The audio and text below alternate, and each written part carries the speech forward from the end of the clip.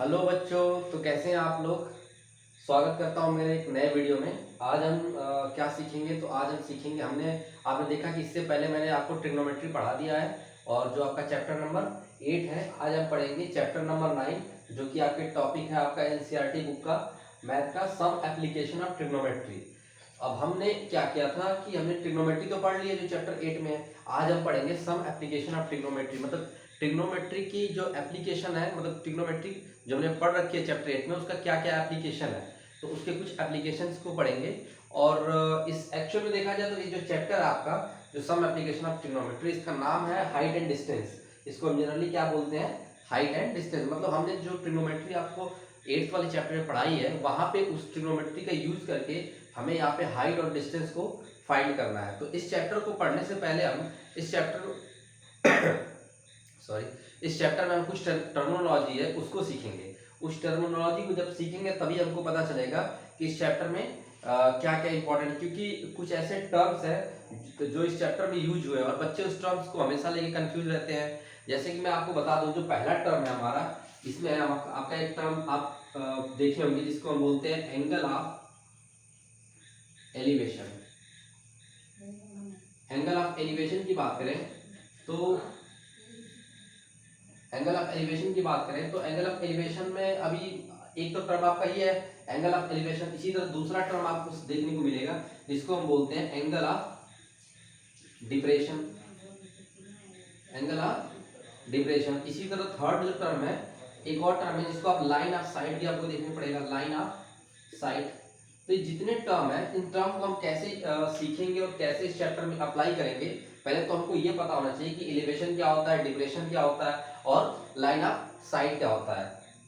तो ये सारे टर्म को सीखने के लिए हम आइए एक फिगर ड्रॉ करते हैं और उससे सीखते हैं। मान लीजिए कि आप कभी कहीं जा रहे हैं विजिट करने, मान लीजिए आप गए हुए हैं दिल्ली, और आपको दिल्ली में आपको मन किया है कि हम चलते हैं कुतुब मीनार घूम जाते हैं। तो क्योंकि दिल्ली में जैसा कि आप जानते हैं, दिल्ली एक बहुत बड़ा शहर है और वहाँ पे बहुत सारे मॉन्यूमेंट हैं जो कि घूमने लायक है, घूमने की प्लेस है। तो मान लीजिए आप गए हो अपने पेरेंट के साथ दिल्ली घूमने गए हैं, विजिट किए हैं, और आपको मन किया कि आप क्या देखें, तो आपने मन किया, अपने पेरेंट्स कहा कि आज हमको कुतुब मीनार देखना है। तो आप कुतुब मीनार आप गए, मान लीजिए आप जैसे ही कुतुब मीनार के उसमें परिसर में इंटर करेंगे तो आप देखेंगे कि जो कुतुब मीनार है वो एकदम सीधा स्ट्रेट खड़ा हुआ है। अगर मैं उसकी फिगर ड्रॉ करने की कोशिश करूं तो उसका जो बेस होता है कुछ ऐसा होगा, ऐसा है बेस। ये उसका बेस है जो कि जमीन पे है, ये उसका बेस हो गया। और मान लीजिए आपका कुछ कुतुब मीनार इस शेप में है, कुछ कुतुब मीनार जो है आपका इस शेप में है, इसमें अलग अलग बिल्डिंग बनी हुई है। अब आपका मन क्या हुआ कि अब आप, ये आपका ग्राउंड है, ये ग्राउंड पे ऐसे कुतुब मीनार जो है खड़ा है और आप यहाँ पे खड़े हैं। मान लीजिए आप गए हैं तो आप उसके एकदम करीब नहीं, थोड़ा दूर से आप यहाँ पे खड़े हैं, आप यहाँ पे खड़े हैं। ये है आपकी आंखें। देखिए मेरी ड्राइंग बहुत अच्छी नहीं है, लेकिन मैं आपको समझाने की कोशिश कर रहा हूँ कि ये आप कहाँ गए हैं, तो आप दिल्ली विजिट किए हैं। ये आपका क्या है, तो ये आपका है कुतुब मीनार। अब कुतुब मीनार देखने गए हैं दिल्ली, तो आप मान लीजिए आप यहाँ, आपके सामने क्या है, कुतुब मीनार खड़ा हुआ है और आप यहाँ पे खड़े हुए हैं। तो आपकी आंख से जो ये एंगल बन रहा है, इसकी हाइट पे, कहाँ पे, इसके टॉप पे, यहाँ पे टॉप से अगर मैं यहाँ पे खड़ा हूँ, मान लीजिए मेरे सामने कुतुब मीनार है, तो मैं कुतुब मीनार की मुझे ऊंचाई ऊपर देखना होगा, टॉप पे देखना होगा, तो ऐसे ही तो मुंडी करके देखूंगा। मैंने अपना सर ऊपर किया तो मेरी आंख से जो उसकी, मतलब मान लीजिए आप यहाँ खड़े हैं तो आपके आंख से जो टॉप पे जो एंगल बन रहा है, मतलब अगर मैं कहूँ कि मान लीजिए अगर मैं अपनी हाइट को नेगलेक्ट कर दूं, तो यहाँ से मैं देखूँ, यहाँ से एक लाइन अगर मैं इसके पैरेलल, ग्राउंड के पैरेलल में अगर मान लीजिए कि यहाँ पे लाइन, डॉटेड लाइन ड्रॉ कर दूं, तो मेरे आंख से टॉप के बीच में जो ये एंगल बन रहा है, ये थीटा एंगल, यही आपका क्या कहलाता है, इसी को हम बोलते हैं एंगल ऑफ एलिवेशन। एलिवेशन का क्या मतलब होता है, एलिवेशन का मतलब होता है कि ऊंचाई, जो एलिवेशन का क्या मतलब होता है, कितनी ऊंचाई पे एंगल बन रहा है। तो मेरे आंख से जो इसकी टॉप पे जो मैं देखूंगा, तो जो जो एंगल मेरे आंख से बन रहा है, इसी एंगल को हम क्या बोलेंगे, एंगल ऑफ एलिवेशन। अच्छा, तो आपको ये समझ में आ गया एंगल ऑफ एलिवेशन क्या होता है। मतलब मेरी आंख से जो टॉप पे जो एंगल बनेगा ये आपका एंगल ऑफ एलिवेशन हो। तो पहला टर्म तो हमारा क्या था, एंगल ऑफ एलिवेशन। अब हम दूसरे टर्म की बात करेंगे, एंगल ऑफ डिप्रेशन। अब मान लीजिए कि आपका एक छोटा सा भाई था या आपका कोई दोस्त था, उसको कहा कि भैया हमको तो ऊपर चढ़ के यहाँ पे देखना है, ऊपर से नज़ारा देखना है दिल्ली का। तो वो क्या बोलेगा कि चलो कुतुब मीनार के ऊपर चढ़ जाते हैं और यहाँ से पूरे दिल्ली का नज़ारा देख लेते हैं।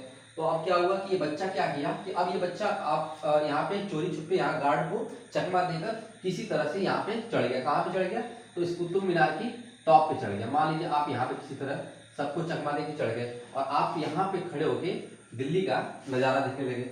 अब क्या हुआ कि आप जब जैसे यहाँ से दिल्ली का नज़ारा कैसे देखेंगे, तो आप अब मान लीजिए आप ऊपर खड़े हैं और तो कुतुब मीनार की तो हाइट बहुत ऊपर है, तो आपको दिल्ली मतलब नीचे जमीन देखने के लिए, लोगों को देखने के लिए आप कैसे मुंडी नीचे मुंडी करेंगे, मतलब ऐसे करके देखेंगे। तो इसका मतलब जो यहाँ से जो आप देख रहे हैं नीचे की तरफ, मान लीजिए आपका दोस्त, आप यहाँ पे खड़े हो, आपका दोस्त यहाँ पे चला गया है। अब आपका दोस्त को आपको देखने के लिए मुंडी नीचे करनी पड़ेगी, मतलब नीचे देखना पड़ेगा। तो नीचे देखने के लिए वो जैसे सर झुकाएगा, तो यहाँ पे अगर मैं एक हॉरिजॉन्टल लाइन ऐसे ड्रॉ कर दूं, तो ये वाला जो एंगल होगा इसकी आंख से अब ये वाला जो एंगल बन रहा है थीटा, इसी को हम क्या बोलेंगे, तो इस एंगल को हम बोलेंगे एंगल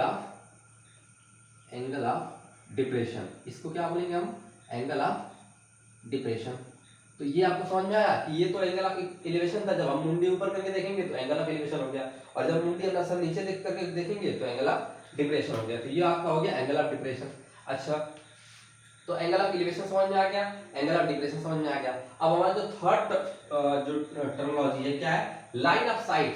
अब भैया आप नीचे करके देखो चाहे ऊपर करके देखो, देख तो रहे हो सीधी रेखा में, तो इसी जो लाइन है, इसी जिस लाइन में आप देख रहे हो चाहे ऊपर चाहे नीचे, इसी को हम क्या बोलते हैं, तो इसी को हम बोलते हैं लाइन ऑफ साइट। मतलब जिस रेखा में मतलब जिस लाइन पे आप देख रहे हो नीचे चाहे ऊपर, उसी को हम क्या बोलेंगे, लाइन ऑफ साइट। तो हमने एंगल ऑफ एलिवेशन सीख लिया, एंगल ऑफ डिप्रेशन सीख लिया और लाइन ऑफ साइट देख लिया। अब ये तीन टर्म है, इसी टर्म पे बच्चे कंफ्यूज होते हैं, कभी वो इस वाले एंगल को एंगल ऑफ डिप्रेशन बोलेंगे तो कभी यहाँ पे कंफ्यूज होंगे। तो आपको कंफ्यूज नहीं होना है, आपको क्या देखना है कि जो एंगल ऑफ एलिवेशन है कि आपकी आंख से टॉप पे जो एंगल बन रहा है वो आपका एंगल ऑफ एलिवेशन हो गया। उसी तरह एंगल ऑफ डिप्रेशन क्या होगा, जब आप ऊपर से नीचे तक देखेंगे और यहाँ पे जो आपके आंख के सीधे से, मतलब मेरी आंख ये है तो मेरी आंख की, मान मैं आपको देख रहा हूँ तो मेरी आंख से जो सीधी लाइन जा रही है, इससे जो मेरा एंगल बन रहा है इसको हम क्या बोलेंगे, तो इसको हम बोलेंगे एंगल ऑफ डिप्रेशन।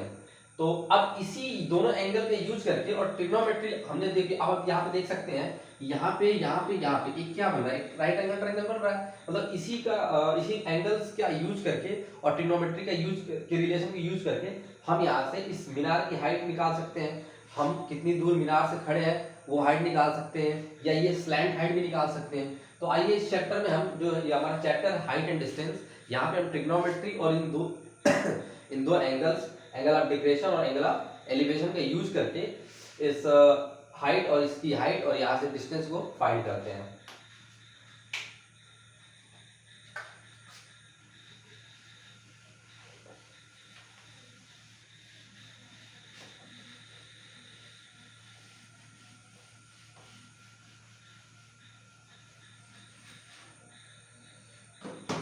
अब एक बेसिक सा क्वेश्चन करते हैं इस टॉपिक के ऊपर, एक सबसे बेसिक सा क्वेश्चन करते हैं। आपसे क्वेश्चन कैसे एग्जाम में पूछेगा, सबसे महत्वपूर्ण चीज़ है या सबसे इंपॉर्टेंट चीज़ जो है वो ये है कि आपसे क्वेश्चन बन पा रहे हैं कि नहीं। क्योंकि ये जो चैप्टर है ना, इसमें थोड़े बच्चे कंफ्यूज इसलिए होते हैं क्योंकि इसमें आपको क्वेश्चन जो वर्ड फॉर्म में देता है, और बच्चे हमेशा, या आप ये चैप्टर देख लो या आप कोऑर्डिनेट ज्योमेट्री देख लो या आप लीनियर इक्वेशन इनटू वेरिएबल देख लो, वहाँ पे भी क्या होता है कि अगर आपके सामने इक्वेशन है तो आप सॉल्व कर दोगे, लेकिन जैसे ही क्वेश्चन आपको वर्ड फॉर्म में दिया आपका सर घूम जाता है, अरे अब क्या करें। तो कुछ नहीं करना है आपको, बस सीखना है। जो तीन चीजें मैंने सिखाई, angle of elevation, angle of depression और लाइन ऑफ साइट, ये तीनों चीज पता होनी चाहिए। और आप जैसा जैसा क्वेश्चन में कहता जा रहा है आप वैसे वैसे करके डायग्राम बनाइए, आपका आंसर आ जाएगा। अगर आप इस चैप्टर में डायग्राम बनाना सीख गए तो आप क्वेश्चन को सॉल्व करना सीख गए। तो सबसे पहले मैं एक क्वेश्चन लेता हूँ, आपकी बुक का ही क्वेश्चन है, एग्जाम्पल है, तो उसको आइए सॉल्व करते हैं।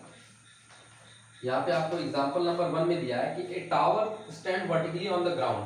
चलिए भैया पहले कह रखे हैं कि एक टावर है जो वर्टिकली ग्राउंड पे खड़ा होता है, तो मैंने मान लेता हूँ कि हमारा ग्राउंड है, मान लिया कि ये हमारा क्या है, ये हमारा ग्राउंड। ग्राउंड को किसे दिखाते हैं, जी से दिखाते हैं, और ये टावर है जो वर्टिकली सीधा ग्राउंड पे खड़ा है। अच्छा, आगे कह रहा है from a point on the ground which is 15 metre away from the foot of the tower. अब देखिए ये टावर है, मान लीजिए हमारा क्या है, मान लीजिए थोड़ा इसको सही से बना देते हैं, ये हमारा क्या है, तो ये हमारा एक टावर है। टावर आपने देखा होगा, टावर बिजली का टावर हो सकता है या फिर आपके मोबाइल का जो नेटवर्क है उसका भी टावर हो सकता है। तो मान लीजिए आपका एक टावर है जो कि खड़ा हुआ है, कहाँ पे है, ग्राउंड पे है, और इससे 15 मीटर की दूराई पे क्वेश्चन में क्या रखा है कि from a point on the ground which is 15 metre away from the foot of the tower. मतलब ये तो टावर का क्या हो गया, ये आप उसका टावर का हेड हो गया, और ये क्या हो गया, उसका फुट हो गया, क्योंकि पैर तो जमीन पे ही होगा।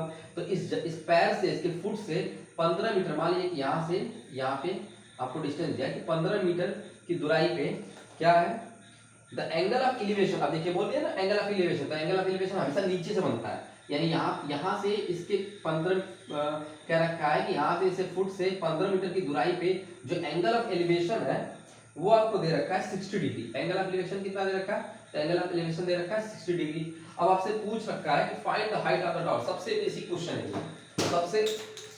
सबसे बेसिक क्वेश्चन है। बेसिक क्वेश्चन इसलिए है क्योंकि आपको क्या दे रखा है, आपको एंगल भी दे रखा है और डिस्टेंस भी दे रखा है, आपसे इस टावर की हाइट पूछ रखा है। तो ये तो हमने बहुत बार ट्रिग्नोमेट्री में सीखा, ये आपको दिख रहा होगा, ये एक राइट एंगल ट्रायंगल, आप चाहे तो इसका नोमेनक्लेचर कर सकते हैं, इसको ए मान लीजिए, इसको बी पॉइंट मान लीजिए और इसको सी पॉइंट मान लीजिए। अब आपको यहाँ पे दिख रहा होगा कि यहाँ से यहाँ पे डिस्टेंस ये क्या है, बीसी, तो बीसी बेस हो गया, और ये टावर की हाइट पूछा रखा है, मान लीजिए आप इसको एच मान लीजिए, यानी ए बी क्या हो गया, let the height of tower be H. हमने टावर की हाइट क्या मान लिया, हमने एच मान लिया। अब ये थीटा जो दे रखा है, यानी एंगल ऑफ एलिवेशन आपको दिया है, पहला टर्म ये हुआ। दूसरा क्या आप मान सकते हैं कि एंगल ऑफ एलिवेशन कितना दिया आपको, 60 डिग्री दिया हुआ। एंगल ऑफ एलिवेशन कितना दिया है, 60 डिग्री दिया है। अब आपको क्या करना है कि अब आपको कुछ नहीं करना, और आपको यहाँ पे बीसी बेस कितना दे रखा है, यानी थर्ड चीज आपको क्या दिया हुआ है, तो बेस BC कितना दे रखा है, 15 मीटर। अब आप देखिए इस ट्रायंगल ABC में आपका फोकस कहाँ होगा, अब ये ट्रायंगल ABC में आप फोकस करिए। तो मैंने आपको कुछ जो पहला चैप्टर पढ़ाया था ट्रिग्नोमेट्री, तो मैंने आपको जितने भी ट्रिग्नोमेट्रिक रेशियो है उनका ट्रायंगल से रिलेशन बता रखा है, साइन का, कॉसाइन का, सेक का, टेंजेंट का, सबका रिलेशन बता रखा है। तो यहाँ से मैंने बताया था कि ये हाइट और बेस, यानी परपेंडिकुलर और बेस का रिलेशन किसके साथ होता है, तो परपेंडिकुलर और बेस का रिलेशन दो टर्म के साथ होता है, एक होता है tan थीटा और उसका अपोजिट cot थीटा। तो यहाँ पे हम क्या लगाएंगे, यहाँ हम tan थीटा लगाएंगे। तो कैसे यूज करेंगे, तो देखिए इसका सॉल्यूशन क्या होगा, आप लिख सकते हैं in triangle ABC tan theta, tan C, या tan C बराबर क्या हो जाएगा आपका, तो tan C हो जाएगा AB अपॉन BC, क्योंकि AB क्या है आपका परपेंडिकुलर है और BC क्या है, बेस है। तो यहाँ पे tan C वाला जो एंगल है वो कितना दे रखा है, 60 डिग्री, यानी आप यहाँ पे लिख सकते हैं जो tan 60 डिग्री का मान है वो आपको दे रखा है AB की हाइट कितनी है, h माना है हमने, आप देख सकते हैं यहाँ पे, और BC कितना दे रखा है आपको, 15 मीटर, आपको यूनिट भी ध्यान देना है। तो यहाँ से आप क्या लिख सकते हैं, जो h की वैल्यू होगी आप इसका मल्टीप्लाई कर दिया, यानी h बराबर क्या हो जाएगा, 15 इंटू tan 60 डिग्री, यानी यहाँ से आप क्या ले सकते हैं, h इज इक्वल टू, अब देखिए मैंने आपको इससे पहले वाला जो चैप्टर था वहाँ पे टेबल से सबकी वैल्यू याद करवाई थी, 0 से लेके 90 डिग्री, इवन मैंने 180 तक याद कराई है वैल्यू, और ट्रिक से भी याद कराया कि कैसे आप वैल्यू को याद कर सकते हैं। आप जाके मेरे मैं आपको अपने इस वीडियो में उस चैनल का उस वीडियो का लिंक दे दूंगा, ट्रिग्नोमेट्री का जो मैंने इससे पहले चैप्टर कराया था, आप वहाँ पे जाके विजिट कर सकते हैं और देख सकते हैं और उससे पढ़ सकते हैं, उससे सीख सकते हैं। तो मैं आपको बता सकता हूँ कि उससे आपकी जो tan 60 डिग्री वैल्यू क्या है, तो tan 60 की वैल्यू वहाँ टेबल से आप देख सकते हैं, जो tan 60 की वैल्यू होती है वो √3 के बराबर होती है, यानी यहाँ पे आपको जो हाइट ऑफ टावर कितना निकल गया, 15 √3, ये आपका, तो ये मीटर में होगा क्योंकि आपको ये डिस्टेंस कितने दे रखी है, मीटर में। तो इस तरह आप यहाँ से निकाल सकते हैं जो टावर की हाइट कितनी है, 15 √3 है। आप इसका चाहो तो मल्टीप्लाई करके लिख सकते हो, क्योंकि √3 की वैल्यू होती है वो इंटू 1.7321, ये आप मल्टीप्लाई करके लिख सकते हो फर्दर। मतलब बेसिकली आपको क्या निकालना था, तो आपको इस टावर की हाइट निकालनी थी जो निकल गया 15 √3 मीटर। अब देखिए इस चैप्टर पे ये तो आपका बहुत ही बेसिक से सवाल था, इसमें तो कुछ करना ही था। इसमें मुझे लगता है जो एकदम क्लास का जो एकदम वीकर बच्चा भी होगा वो भी इस क्वेश्चन को कर लेगा। लेकिन आपको क्वेश्चन ऐसे नहीं एग्जाम में आएगा, क्वेश्चन आपको घुमाएगा। कैसे घुमाएगा, तो आपको पहले तो एंगल ऑफ एलिवेशन और एंगल ऑफ डिप्रेशन में घुमाएगा, उसके बाद आपको यहाँ पे क्या करेगा, वो कहेगा कि एक बहुत बड़ा तूफान आया और तूफान में एक पेड़ खड़ा था और उसका पेड़ जो है अपने आधे सिरे से टूट के गिर गया। अब वहां से मान लीजिए ये पेड़ है, ये पेड़ अपने यहाँ से टूट के नीचे गिर गया। अब ये नीचे जो गिरा हुआ पार्ट है वहां से आपको एंगल देगा और उससे पूरे पेड़ की हाइट पूछेगा, तो वहां पे आपको कंफ्यूज कर सकता है। तो इस तरह आप देखेंगे इस चैप्टर में कि कौन कौन से क्वेश्चन बनते हैं और उस क्वेश्चन को सॉल्व करने की कोशिश करेंगे। तो आइए देखते हैं।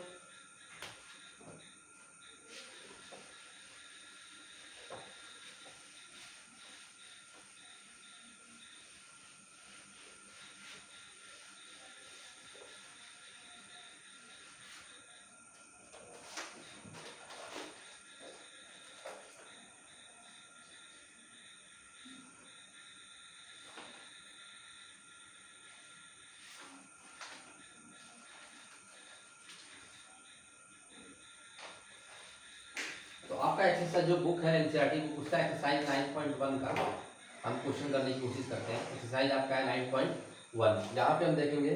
तो सबसे पहला ही क्वेश्चन आपसे आपको क्वेश्चन लिख देता हूँ बोर्ड पे।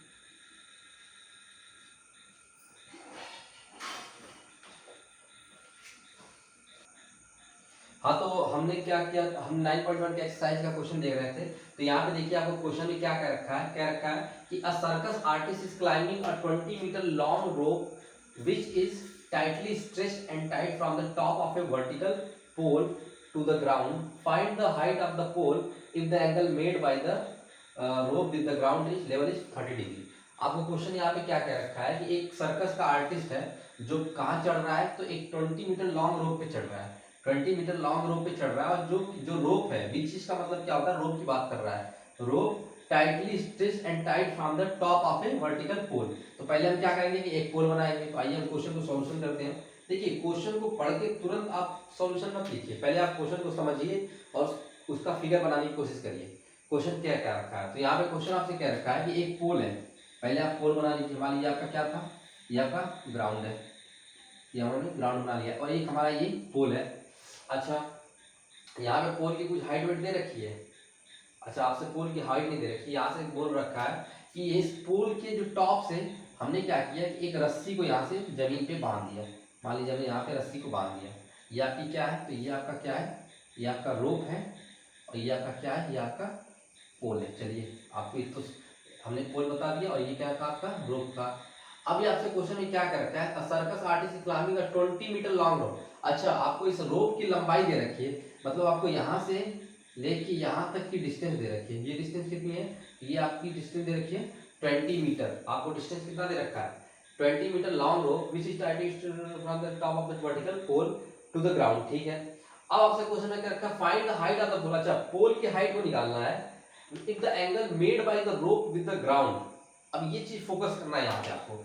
ये आपको बोल रखा है if the angle made by the rope, rope के द्वारा जो ग्राउंड से जो एंगल बनाया, मतलब रोप कहाँ पे है, ग्राउंड पे बना हुआ है, तो ये वाला एंगल आपको दे रखा है। यहाँ पे आपसे ग्राउंड लेवल से क्या दे रखा है, 30 डिग्री का एंगल है।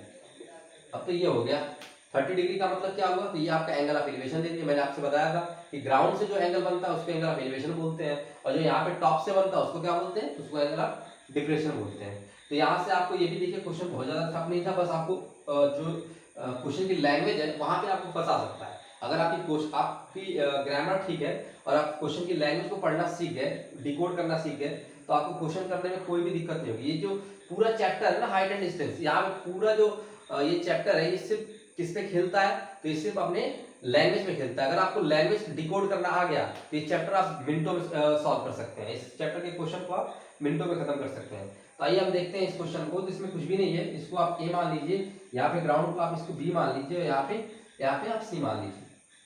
अब आपसे इस टावर की हाइट पूछ रखा है और यहाँ पे क्या दे रखा है, तो हम देखेंगे कि हमने पढ़ा है राइट एंगल ट्रायंगल में आपका क्या बनना है, एबीसी एक राइट एंगल ट्रायंगल। यहाँ पे सॉल्यूशन लिखेंगे, in triangle A B C, A B आपका क्या है, तो ये आपका हाइट ऑफ पोल, ये आपका हाइट ऑफ पोल है। उसी तरह बीसी से आपको कोई मतलब नहीं, दिया भी नहीं है। और एसी क्या है, एसी क्या है आपकी, ये लेंथ ऑफ रोप, या आपके रस्सी की लेंथ दे रखी है।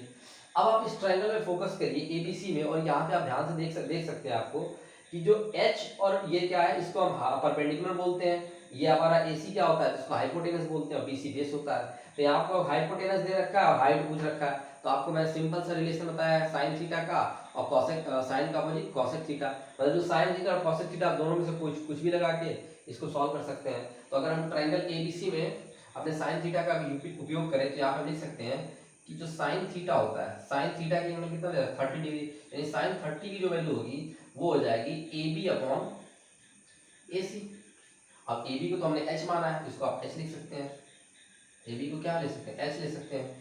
AC की वैल्यू कितनी है, तो AC की वैल्यू आपको दे रखा है 20 मीटर, तो यहाँ से आप लिख सकते हैं जो H होगा वो किसके बराबर होगा 20 साइन 30, 20 इंटू साइन 30 डिग्री, यानी H की वैल्यू कितनी हो गई, तो 20 इंटू, अब साइन 30 की वैल्यू क्या होती है, तो साइन 30 की हमको पता है, हमने टेबल से याद किया है, ये साइन 30 होती है, इसकी वैल्यू होती है 1/2। तो यहाँ से अगर हम दीवार इसको काट दें तो ये आपका H की वैल्यू कितनी आ जाएगी 10 मीटर, यानी आपको हाइट आ गया आपका 10 मीटर। ये जो हाइट है आपका कितना आ गया, ये आपका 10 मीटर आ गया। तो ये क्वेश्चन काफी इजी था, इसमें कुछ भी नहीं था, आपको बस इस लैंग्वेज को डिकोड करना था। अगर आप लैंग्वेज डिकोड करना सीख गए तो ये क्वेश्चन को मिनटों में आप सॉल्व कर देंगे। तो अब इसी तरह देखिए जो 9.1 का एक्सरसाइज मैं और भी क्वेश्चन आपको करा सकता हूँ, लेकिन ये वीडियो काफ़ी बड़ी हो जाएगी, तो मैं चाहता हूँ कि आप कुछ क्वेश्चन घर पे ट्राई करिए और मैं अपने अगले वीडियो में आपको सारे क्वेश्चन को ये जो चैप्टर है एप्लीकेशन ऑफ ट्रिग्नोमेट्री, इसके सारे क्वेश्चन को कराऊंगा और आप इस क्वेश्चन को एक बार खुद से भी करने की कोशिश करिए। ये जो चैप्टर है काफ़ी ईजी है, बस आपको लैंग्वेज मैंने बताया कि इसमें क्या क्या आपको खेल सकता है। आपको एंगल ऑफ एलिवेशन पता होना चाहिए, आपको एंगल ऑफ डिप्रेशन पता होना चाहिए, आपको लाइन ऑफ साइट पता होना चाहिए। तो इसी बेस पे आपको क्वेश्चन को सॉल्व करना है और यहाँ पे आपको ट्रिग्नोमेट्री का जो रिलेशन है, जो आपको मैंने ट्रिग्नोमेट्री जो चैप्टर 8 है उसमें मैंने आपको ट्रिग्नोमेट्री का जो relation sine theta, tan theta, cos theta, जितने भी ट्रिग्नोमेट्रिक रिलेशन है वो आपको यूज करना आना चाहिए। अगर आपको वो यूज करना आता है तो ये जो चैप्टर है ये काफी ईजी है। जो चैप्टर हाइट एंड डिस्टेंस है ये काफी ईजी है, बस आपको यहाँ पे लैंग्वेज में खेल सकता है, आपको लैंग्वेज को कैसे डिकोड करना है। तो ये जब जैसे जितनी आप प्रैक्टिस करेंगे वो ये चैप्टर आपको उतना ही आसान हो जाएगा। अगर आप ज्यादा से ज्यादा इस चैप्टर को प्रैक्टिस करेंगे तो यहाँ पे इसके क्वेश्चन फंसने के चांसेस बहुत ही कम है, क्योंकि इसमें ट्रिग्नोमेट्री का कोई ऐसा आइडेंटिटी यूज नहीं करना है। यहाँ पे सिर्फ आपको बेसिक जो ट्रिग्नोमेट्री है, जो आपकी एकदम बेसिक है, जो आप राइट एंगल ट्रायंगल में जो लगाते हैं उसी को यूज करना है, सिर्फ उसी को यूज करना है, कोई आइडेंटिटी यूज नहीं होगी, बस आपको उसी को यूज करके इस चैप्टर को सॉल्व करना है। तो मिलते हैं हमारे नेक्स्ट वीडियो में, वहाँ पे आपको मैं इस चैप्टर के सारे एक्सरसाइज के क्वेश्चन कराऊंगा, 9.81 के, 9.2 के, जितने भी एक्सरसाइज है उसके क्वेश्चन को हम सॉल्व करेंगे। तो आप इस चैप्टर के डेट के बारे में जितने भी देखिए, इस चैप्टर का जो मैंने सारा कुछ आपको कंटेंट बता दिया है कि क्या क्या आपको पढ़ना है, क्या क्या चैप्टर में इंपॉर्टेंट है, इंपॉर्टेंट पार्ट मैंने कॉन्सेप्ट की चीज़ें बता दी, अब बस क्वेश्चन सॉल्व करना रह गया है। तो क्वेश्चन सॉल्व हम अगले वीडियो में करेंगे, तब तक के लिए आप हमारे चैनल को सब्सक्राइब, लाइक और शेयर कर दीजिए। Thank you.